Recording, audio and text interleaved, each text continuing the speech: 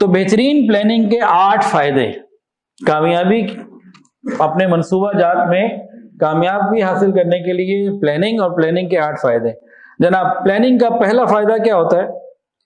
ہم ہدف کا تعین کر لیتے ہیں، ہمارا ٹارگٹ کیا ہے، ہماری منزل کیا ہے، ہمارا گول کیا ہے، ہمیں حاصل کیا کرنا ہے۔ یہ فائدہ ہے اس کا بنیادی طور پر۔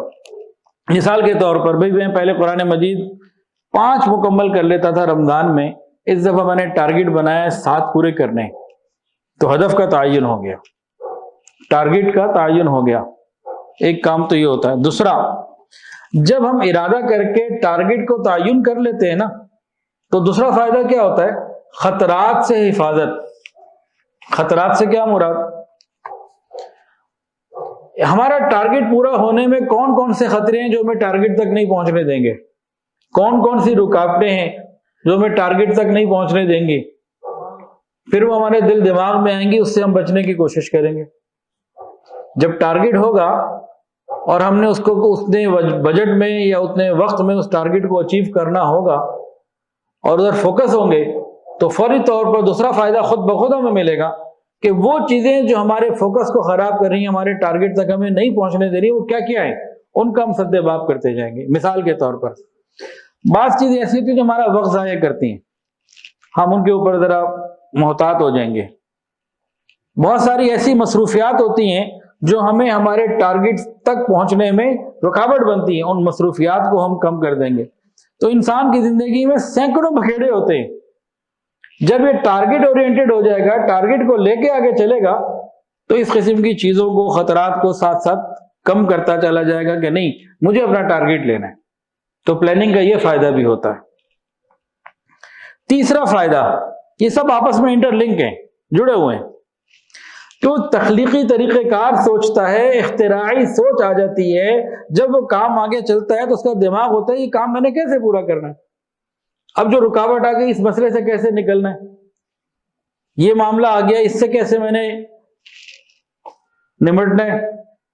تو اس کی سوچ پازیٹیو بھی ہو جاتی ہے، کریٹو بھی ہو جاتی ہے کہ بھئی مجھے ٹارگٹ پورا کرنا ہے۔ اب جناب گھر میں تو میں نے تو سوچا تھا اس رمضان میں 10 قرآن پڑھوں گا، وہ جناب ملنے والے اتنے آ گئے، یا فلاں کام آ گیا، فلانی چیز آ گئی، اب کیا کروں؟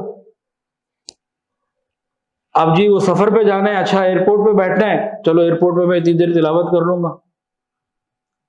اس نے سوچ لینا میں نے 10 قرآن پاک کی تلاوت کرنی ہے، اب وہ کہیں نہ کہیں سے وقت نکال کے کاموں کو کرے گا۔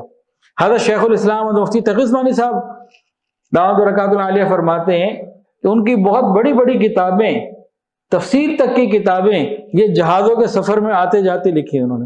ایک مفتی صاحب ہیں، ایک سفر شہر سے دوسرے شہر جاتے ہیں، درمیان میں گاڑی میں اپنا لیپ ٹاپ کھول لیتے ہیں، کاغذ پینسل اور ایک انہوں نے ایسی چیز بنا لی ہے کہ ٹیبل سی کچھ بن جاتی ہے، وہ لکھتے رہتے ہیں، فتاوی لکھتے رہتے ہیں۔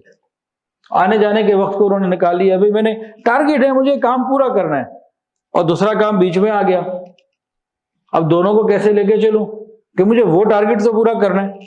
تو جب ٹارگٹ بنا ہوگا، اس کو حاصل کرنے کی خواہش ہوگی، تو ہم خطرات سے حفاظت بھی کریں گے، اور جو درمیان میں معاملات آئیں گے اس کے لیے ہم نکلنے کے لیے دماغ کی، اپنے جسم کی بہترین صلاحیتوں کو بروئے کار لائیں گے۔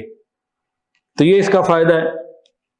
چوتھا فائدہ، جب ٹارگٹ ہمارا بن جاتا ہے اور ہم فکر پوری کرتے ہیں تو ہم اپنے ہدف کو پا لیتے ہیں، ہم اپنے ٹارگٹ کو اچیو کر لیتے ہیں۔ جب منصوبہ بندی ٹھیک ہوتی ہے نا، تو چیزیں ساتھ چل رہی ہوتی ہیں، تو فائنلی ہمیں منصوبہ بندی کے تحت، پلاننگ کے تحت کیے ہوئے کام کا ہدف تک پہنچنا یقینی ہوتا ہے۔ پانچواں فائدہ، پلاننگ کے نتیجے میں مسلسل ہماری صلاحیت اور کارکردگی بڑھتی ہی چلی جاتی ہے، کم نہیں ہوتی، ہوتے ہم ہی ہیں۔ پہلے نکمے ہوتے ہیں، پلاننگ کر کے ہم کمے بن جاتے ہیں، کام والے بن جاتے ہیں، یہ نکمے کا نون ہٹ جاتا ہے۔ ہماری صلاحیت مستقل بڑھتی چلی جاتی ہے اور بہتر ہوتی چلی جاتی ہے۔ چھٹا فائدہ کیا ہوتا ہے منصوبہ بندی کا؟ چھٹا میں بتاؤں گا، ساتواں آپ لوگوں سے پوچھوں گا۔ چھٹا فائدہ پلاننگ کا یہ ہوتا ہے کہ ہم کم وقت میں کام کو پورا کر لیتے ہیں۔ اگر منصوبہ بندی ٹھیک نہ ہو تو بہت زیادہ وقت ہمارا ضائع ہوتا ہے، بہت زیادہ وقت ضائع ہوتا ہے. اور اگر ساری پلاننگ کی بھی ہو، گھروں میں مہمانوں نے آنا ہے، ہر چیز کی پلاننگ، میں نے کہیں جانا ہے، ہر چیز کی پلاننگ، رمضان اچھا گزارنا ہے، تو کم وقت میں ہم بہت زیادہ کام کر لیتے ہیں. تو پلاننگ کا یہ چھٹا فائدہ ہے جی. اب ساتواں فائدہ آپ لوگ بتائیں گے. بھائی کاروباری لوگ بیٹھے ہیں، ذرا بتائیں. اخراجات کم ہوتے ہیں. جب آپ کی پلاننگ ٹھیک ہو کسی کام کو کرنے کے لیے تو اخراجات بھی کم ہوتے ہیں.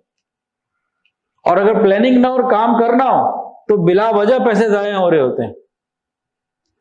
بجٹ کنٹرول میں رہتا ہے. تو پلاننگ کا ایک بہت بڑا فائدہ یہ ہوتا ہے. رمضان اچھا گزارنا ہے تو بھی اخراجات کے ساتھ تعلق ہے، کاروبار اچھا کرنا ہے تو اس کے اخراجات کے ساتھ تعلق ہے. جب پلاننگ ٹھیک ہوگی تو وقت الگ بچے گا اور خرچہ الگ بچے گا.